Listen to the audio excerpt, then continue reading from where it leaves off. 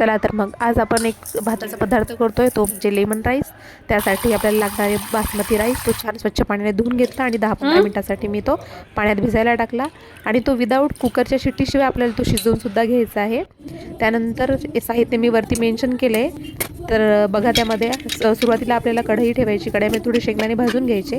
त्यानंतर त्याच कढईमध्ये थोडंसं तेल टाकायचं, जिरे, मोहरी, हळद, नंतर आपण जे भाजलेले शेंगदाणे सुद्धा छानपैकी फ्राय करून घ्यायचे। त्यामध्येच हिरवी मिरची ही अशी कापली म्हणजे ज्यामुळे आपल्याला रेस्टॉरंटसारखा राईस करायचा, त्यामुळे त्या शेपने ती कट केली, तिरपी समजा क्रॉसमध्ये।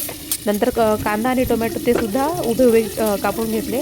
त्यामध्येच उडदाची थोडीशी डाळ टाकली, त्यामुळे थोडीशी टेस्ट अजून छान येईल। त्यानंतर थोडंसं त्यामध्ये लिंबू स्प्रेड केला, कारण आपला मेन इंग्रेडियंट्स लिंबूच आहे। ते सुद्धा छानपैकी परतून घेतलं आणि त्यानंतर आपण जो बासमती राईस 90% शिजवून घेतला होता तो त्यामध्ये टाकला आणि त्याला पण सुद्धा थोडीशी एक वाफ आल्यानंतर त्यामध्ये पण आपण थोडंसं लिंबू स्प्रेड केलेला आहे। तर अशा प्रकारे आपला असा लेमन राईस एकदम छान टेस्टी खमंग असा लागतो। नक्कीच करून बघा आणि 1 प्लेट राईस आपला रेडी आहे। थँक्यू।